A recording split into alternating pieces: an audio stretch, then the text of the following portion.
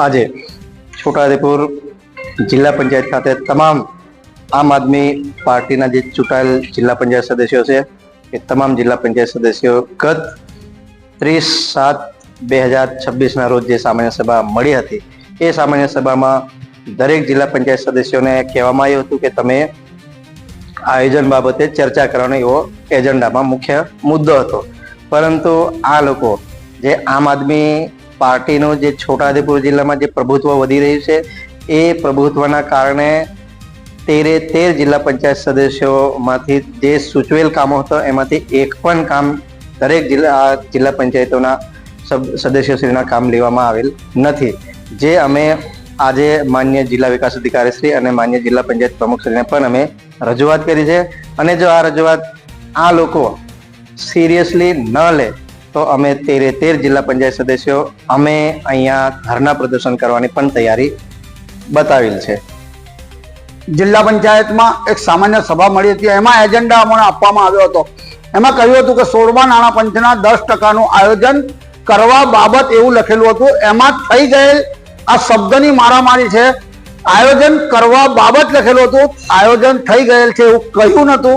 અને આ લોકોએ 30 તારીખે સામાન્ય સભામાં અમારે એ લોકોના સૂચવેલા કામો આ લોકોએ મૂકી દીધા, જેમાં અમારા 13 આમ આદમી પાર્ટીના જિલ્લા સદસ્યોનો એક પણ કામ એમાં સૂચવેલામાં લેવામાં નથી આવ્યું તેવું આજે અમને ખબર પડી. તેથી આજે જિલ્લા વિકાસ અધિકારી અને પ્રમુખશ્રી સાથે ચર્ચા કરવામાં આવી, પણ પરંતુ પ્રમુખે ચોખ્ખા શબ્દોમાં કહી દીધું કે આયોજન જે થયું છે એ નહીં બદલાય. જ્યારે મારે એવું કહેવું છે કે આ 10%નું આયોજન પાછલી જિલ્લા પંચાયતના જે પ્રમુખ હતું મલકાબેન, તે વખતે થઈ ગયેલું તે રદ કર્યું અને ત્યાર પછી આ આયોજન આવ્યું છે. તો આ આયોજન હમણાં જ થયેલું છે તો કેમ રદ ના થાય ને જિલ્લા પંચાયતના સદસ્યોને સૂચવેલા કામો કેમ ના લેવાય? આવું જો નહીં થાય તો આગામી દિવસોમાં અમે જિલ્લા પંચાયતને ઘેરીશું.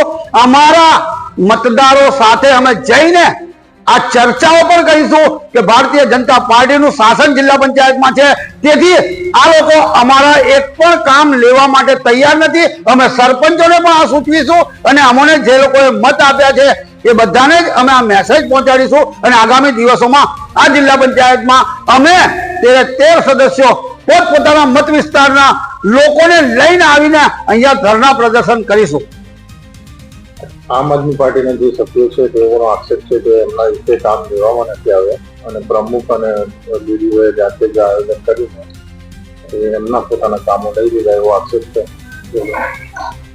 16મા નાણાં પંચનું આયોજન ગત 30 તારીખની સામાન્ય સભામાં કરવામાં આવ્યું.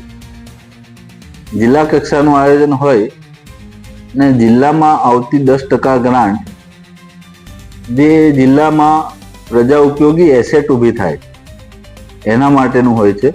તો જિલ્લામાં વધુમાં વધુ એસેટ ઊભી થાય, એ કોઈ ગામમાં આંગણવાડી બાકી હોય તો એ આંગણવાડી બને, કોમ્યુનિટી હોલની જ્યાં જરૂર હોય ત્યાં કોમ્યુનિટી હોલ બને, કોઈક પ્રાથમિક આરોગ્ય કેન્દ્રમાં સોલાર રૂફટોપ લગાવવાની જરૂર હોય તો એ બને, કેટલીક જગ્યાએ વીજળીકરણના કામ હોય તો એ વીજળીકરણના કામો થાય, ક્યાંક ચેકડેમની જરૂર હોય તો એ બને. એ પ્રમાણેનું આયોજન સામાન્ય સભાએ સર્વાનુમતે પાસ કર્યું છે. કોઈ વ્યક્તિગત આક્ષેપ કરતા હોય તો એમનો પ્રશ્ન છે. બાકી જિલ્લામાં પ્રજાલક્ષી જે સુવિધા ઊભી કરવી જોઈએ એ સુવિધા ઊભી કરવાનો સામાન્ય સભાએ પ્રયત્ન પૂરો કર્યો.